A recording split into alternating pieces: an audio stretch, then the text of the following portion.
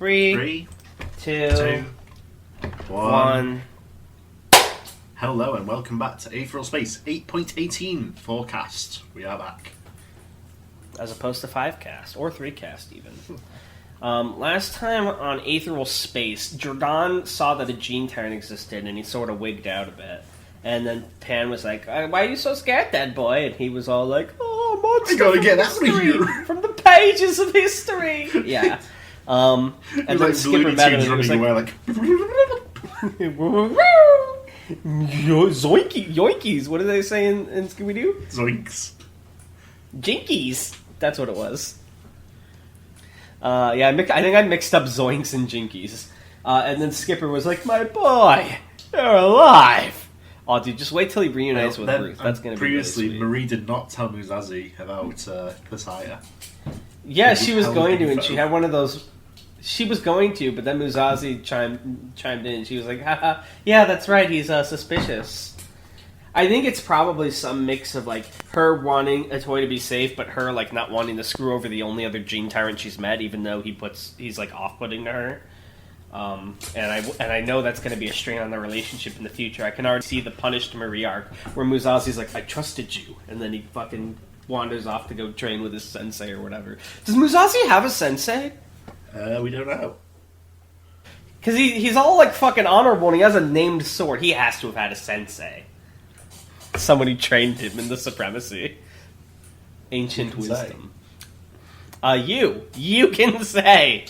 Every time you say this, you can say. If you would just simply come forth with the knowledge. Okay. Anyways, that's enough stalling. We have to read 10 pages. Even with the welcome reunion, the days that followed were nothing, if not tense. After Skipper brought Dragon back to the basement floors, he received 3 more hugs, an excited glomp from Serena that nearly knocked him over, a businesslike pat on the back from Bruno, and a bear hug from Ruth that nearly killed him for real. Dragon had never been one for emotional displays like this, but the situation didn't really give him a choice. It was only when he explained the circumstances of his survival that the other members of the crew paused. In one of the far-flung storage rooms in the basement, Dragon had told his story to them, and only them. There wasn't as much skepticism as he'd expected, to be honest. So, Ruth had summarized once his verbal essay had come to an end. What? You're like one of the repurposed now? Kind of, I guess, Dragon sighed, taking a welcome rest in a stray plastic chair. But kind of different at the same time. Like, 2 strains of the same disease, you know? Similar symptoms, but not exactly the same. Someone else piped up. I'm not diseased, dead boy! Rude! Do not say this! Dragon sighed, ignoring the interruption, and at the sight of that, Skipper raised an eyebrow. Was that your new buddy, then? I thought you only sighed at my quips, Dragon. Ah, interesting. Yep, Dragon said. You can't hear her, but she's always talking. Inside my head, like I've got a direct connection. I'm not crazy, seriously. Bruno, leaning against the wall, shifted slightly. Wait. Oh, I was gonna say. Nah, he muttered. No, we believe you. It's just, we seriously thought you were dead. Dragon looked down at his hands, shaking on his lap. I think I was dead, at least for a while. Head blown off, that's usually fatal. I've started wondering a little, if I'm actually me, or if I'm just a copy of me the Panacea grew from what was left. Did I die? Am I dead? Do I have a soul? Ruth took a step forward, placed a reassuring hand on Dragon's shoulder, and when he looked up at her, he could see the tears were trailing down her face. You're here, she whispered. I can see you. I can feel your heartbeat through my hand. That isn't dead. Slowly, Dragon nodded, a slight smile on his face. He supposed these weren't the kind of questions you got answers to. Bruno cleared his throat. So this, Pan, can you see her right now? Is she in the room with us right now? Dragon nodded again, his gaze drifting to the top of a nearby shelf, where the mushroom girl herself was sitting, legs swinging carefree. Has she told you what she wants? Bruno asked. I mean, she's in your head, but why? For how long? Hey, Dragon called up to Pan. Bruno wants to know... Pan suddenly stopped swinging her legs, looking down at him with a sheer scowl. I heard this, dead boy! I am not deaf girl! I need to stay inside your thinkings until I can become... Skipper, sitting backwards in his own chair, exchanged a pair of quizzical glances with Ruth and Bruno. He tugged at his collar. I'm guessing she's saying something to you now, then. Dragon sighed. She says that she's not deaf and that she needs to stay inside my mind until she can become. Ruth frowned. What's that mean? Become what? I think... Dragon paused, waiting for Pan's nod of approval. I think it means taking back control of the planet's panacea, somehow. Imagine there's two minds controlling it, like the two halves of the brain. Right now, the angry Pan is dominating. This Pan is going to use me like a transmission tower and take back control, I think. Is that right? That's right, dead boy. She says that's right. Skipper leaned over his chair, resting his chin on his arms. Well, that's great, he grinned. That's just fantastic. Solves every problem at once. The repurpose, the dead hand, being stuck in this place. Couldn't ask for better luck. Shifting flesh, growing eyes, the human form made jigsaw puzzle. Dragon's gaze turned back to the floor, and his blood ran cold in his veins. Just the memory was enough to unsettle him. Doesn't solve all our problems, he quietly muttered. Bruno took a deep breath, and asked again the question that had been repeated so many times. You're absolutely sure of what you saw? Titan Messiah is He lowered his voice to a hush. Gene Tyrant. Dragon gulped. That's what I saw. His body was changing just like that. Not like one of the repurposed. Bruno's worried expression shifted into Serena's worried expression, which was subtly different around the eyebrows. Even so, her voice was chirpy as ever as she spoke up. But they've been gone for like billions of years, Mr. Dragon. Not billions of years, that's not true. I know. I think the audience knows Serena's exaggerating. You're okay. Maybe you were just hallucinating or something because you were scared? Perhaps you're mentally insane, Dragon. Exactly. I wasn't hallucinating, Dragon said flatly before glancing at Pan. Okay, well, yes, I was hallucinating, but not about that. Guy's a Gene Tyrant, 100%. Skipper scratched a growing stubble on his chin. Explains why they're blocking communications off the planet, then. Old Titan Messiah must be up to something, and he doesn't want the authorities finding out about it until he's done. Hell, maybe he's behind the whole repurpose thing himself. I've been wondering, you told me all Gene Tyrants are named after, like, queens. Yeah. Is Hasaya a queen? That is an alias, that's not his actual name. Okay, what's his act? Oh, well, I guess you're going to reveal that later. Okay, so but he does have a queen name. He didn't break the theme. Yeah, we've been mentioned before, but it'll be mentioned again sooner or later. Okay. Blocking communications? Dragon furrowed his brow. What do you mean? Before you got back, we had a little talk with a contact down here in the camps. A planet as important as this couldn't go dark this long without someone taking notice. Dragon's mind filled in the blanks, and he nodded. So Exocorp must be sending out signals telling people that everything's okay. That's why no rescues showed up. Over in the corner, Ruth growled, fingers scratching at her arm irritably. So they're just letting all these people sit down here waiting for help that's not coming. Pisses me off. What a coincidence, Skipper chuckled. It pisses me off, too. Seems to me we need to do something about it. So, he scanned the group with his eyes. Who's up for taking down a god? This is when Dragon would say, what is a god to a non-believer? And then fucking flashes Reddit karma. He's just like, I am a god. Sorry, I only listen to sciences.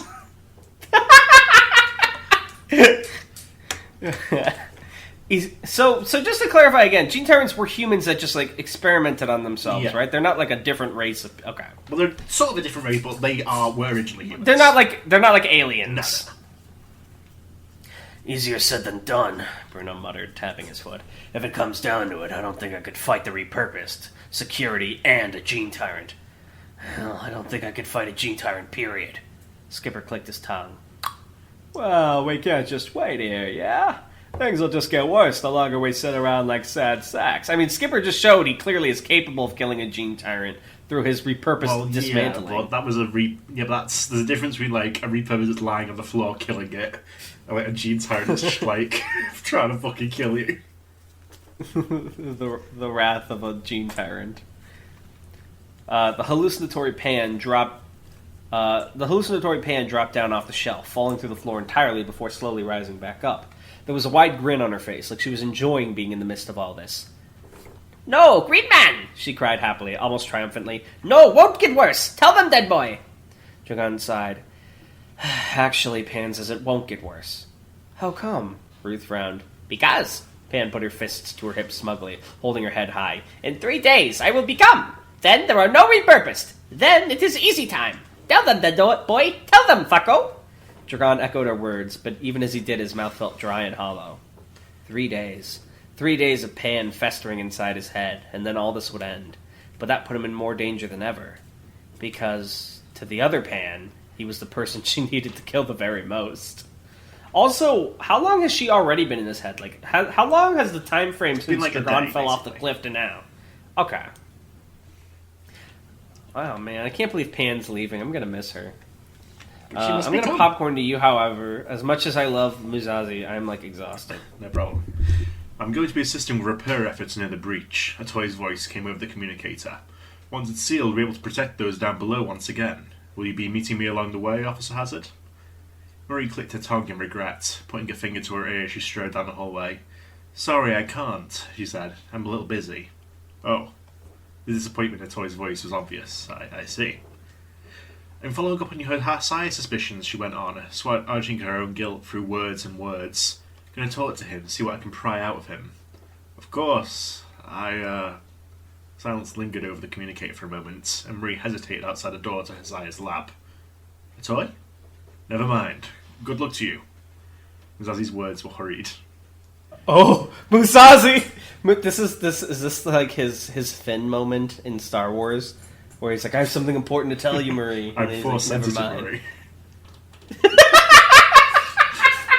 I forgot that's how they justified it. Sorry, continue. There was a click as the call was terminated, and Marie frowned to herself. An undeniable distance had begun to grow between the two of them in the last few days, and Marie didn't know how to bridge it again. No, that wasn't true at all. She knew exactly how to correct it, but she was simply unwilling to do it. She just had to tell him about the other Gene Tyrant, about Titan Asaya, truly called Ranavalona, and the plans he had in store. So wait, it's been a few days? I thought it's only been 1 day since she knew that. Well, no, it was a day until Dragon came back, and then days passed, and they had that talk, and this is a few days later, after the previous chapter. Didn't Musashi and them get to the zone the same time they did, though? They were already there. Oh, never mind. My bad. About the Anfang creatures that would soon pour over the galaxy like a flood. She could tell him. It would be as simple as opening her mouth and letting the words fall out. But she had promised Asaya she'd keep his secrets, and a promise to her own kind would always trump any petty human friendship. No! My heart! That broke my heart a little bit. Oh no, Musashi! No! No. It's alright.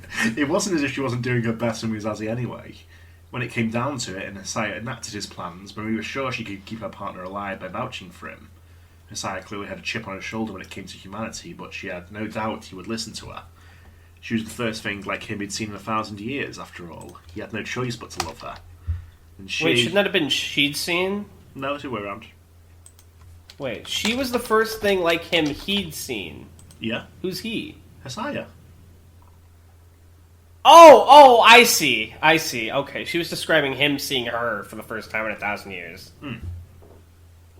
She placed her hand against the palm reader, and the light above beeped green, allowing her passage. As she stepped through, the door closed again behind her. The entrance to Hasaya's lab was like an airlock, secondary and tertiary scans washing over her like a rainstorm for a moment, before finally confirming her identity. The second door opened, finally letting her through.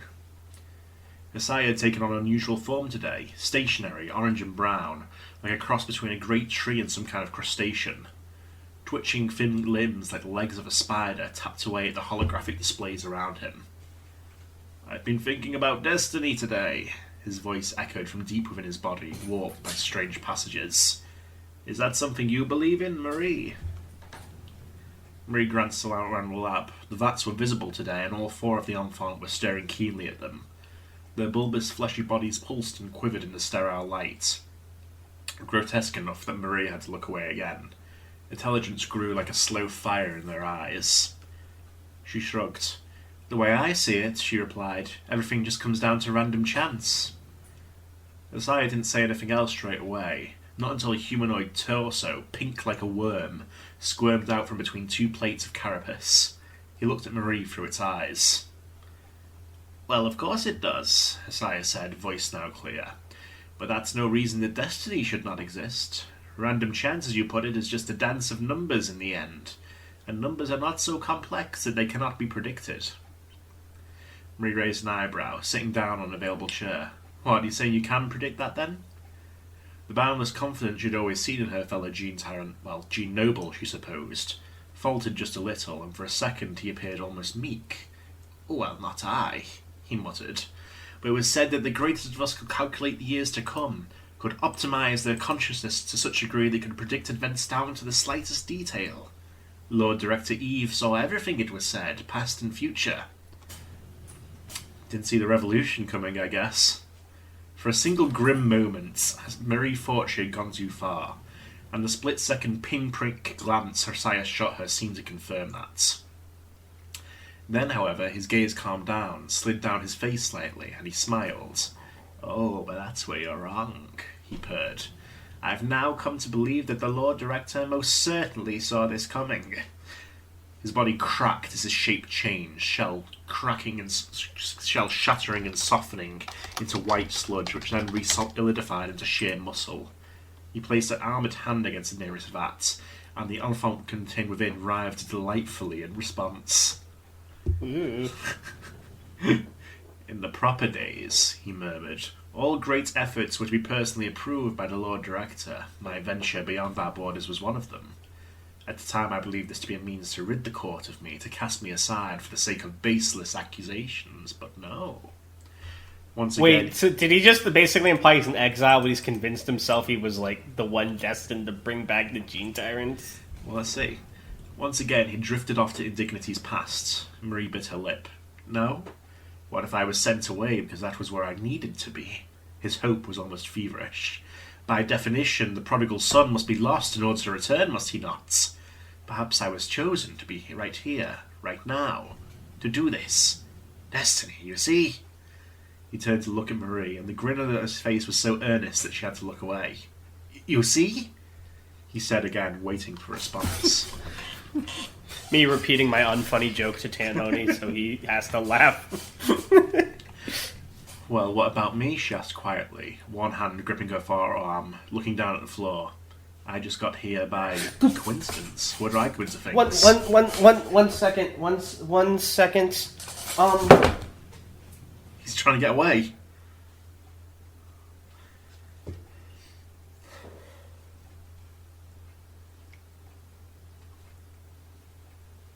I'm so sorry about that. Please continue.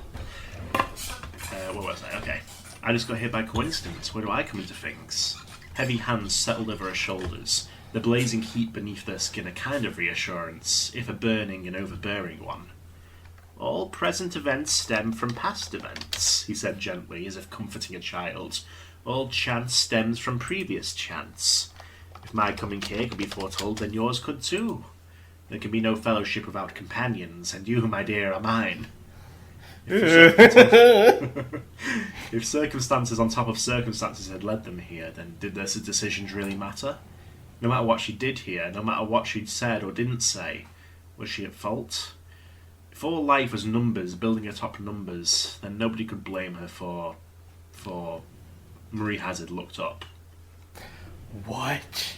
Popcorn. No!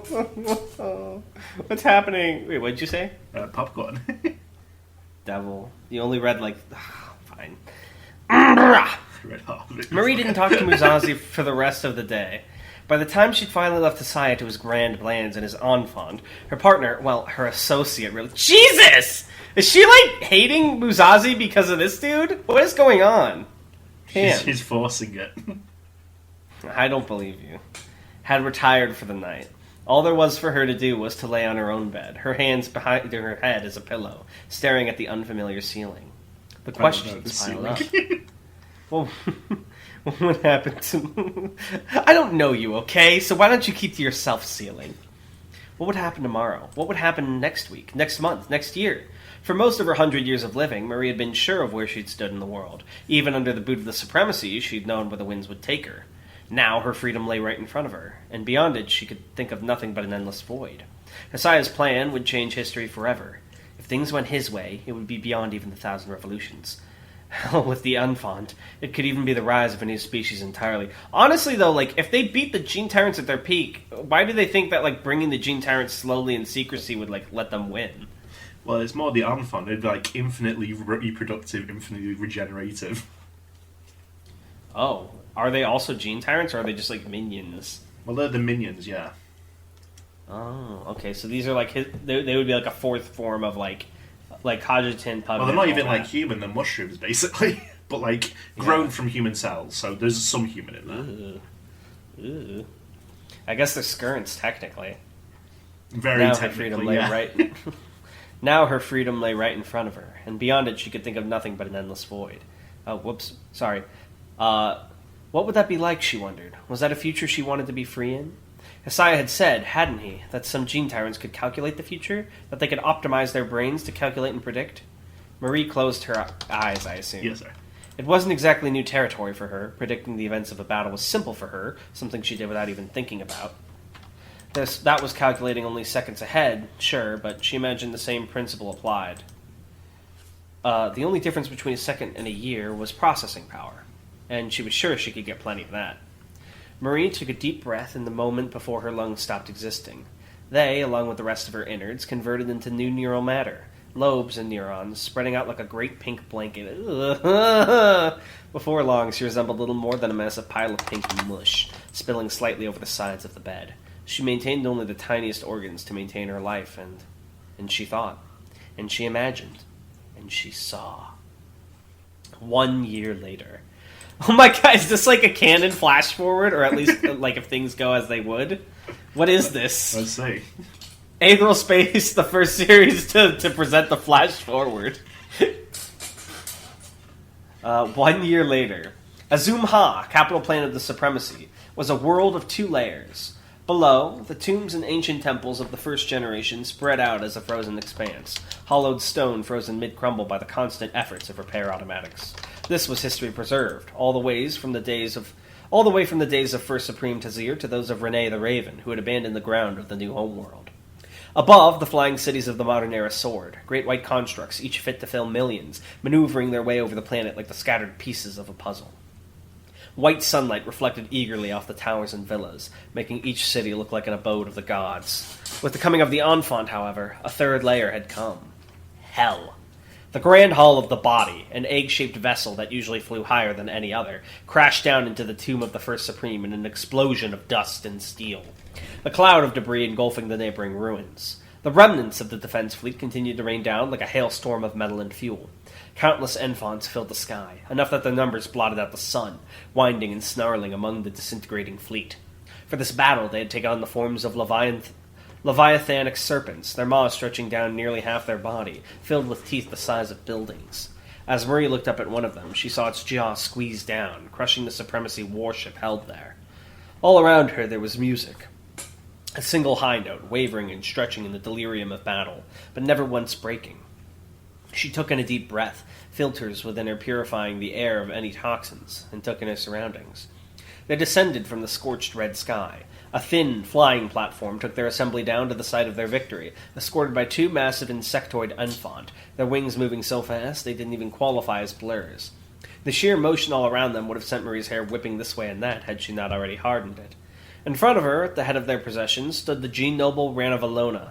The Supreme and his ilk had still not been slain, but the capital had been taken, so Ranavalona had declared this a victory, and he had taken a form befitting it.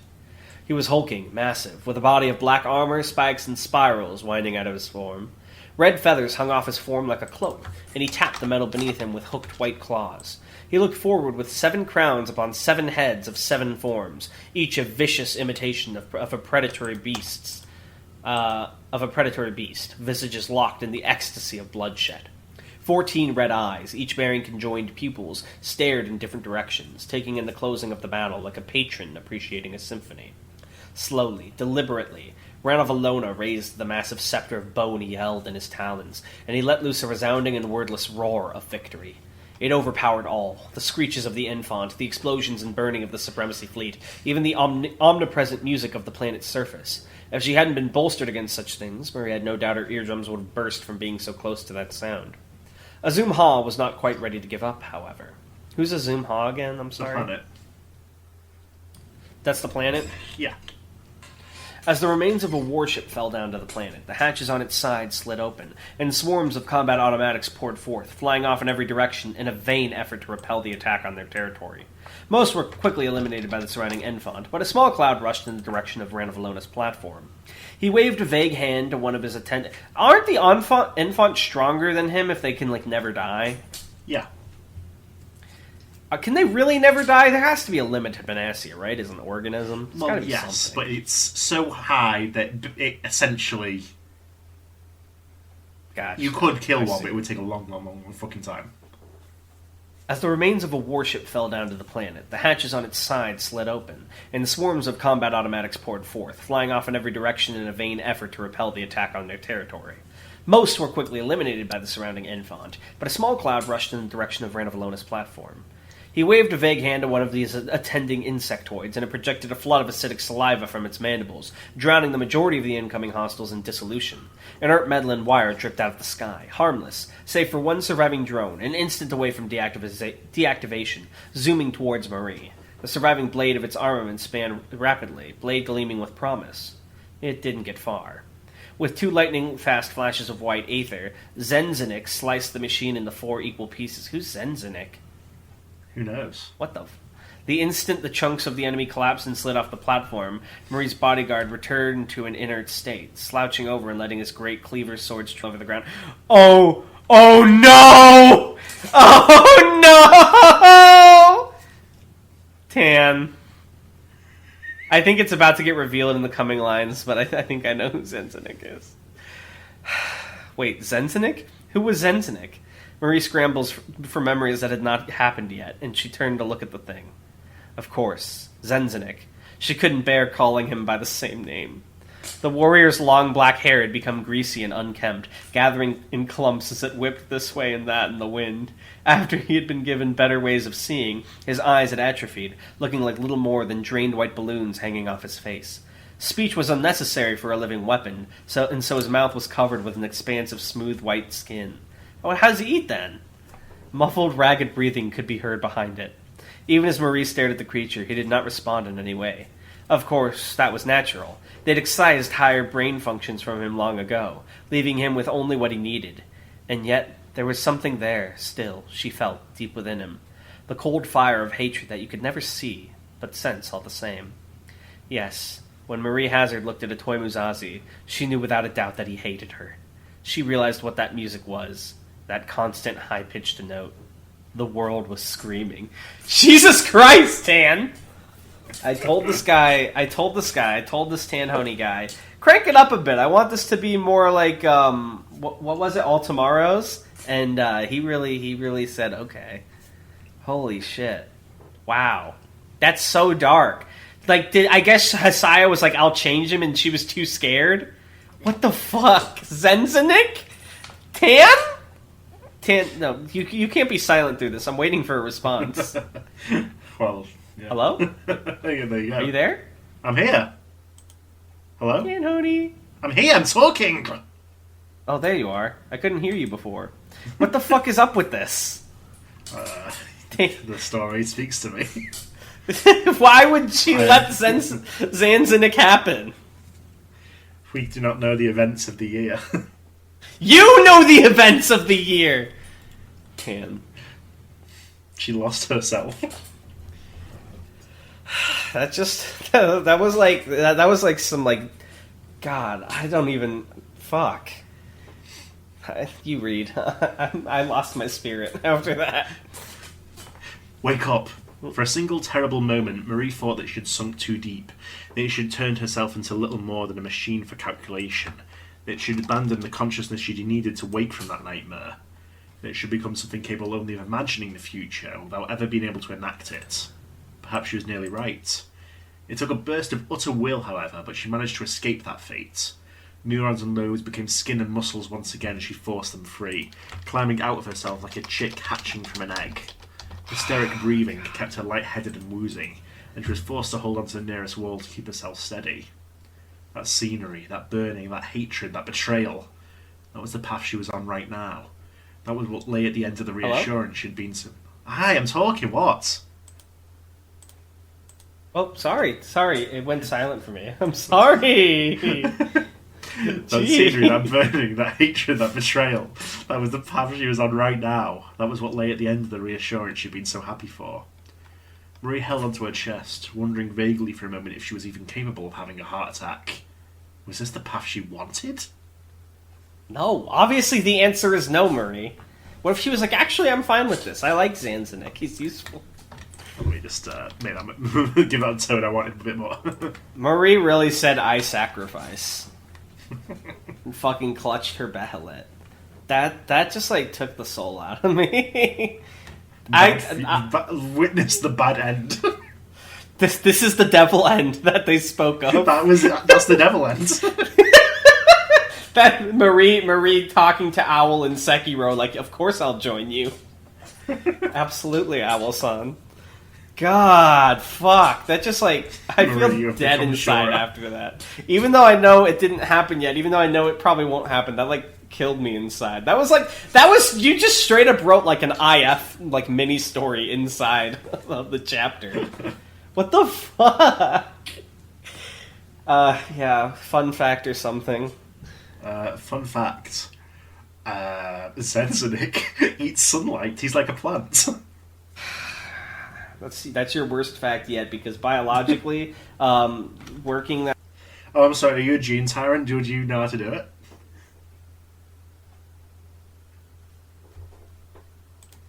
I don't know.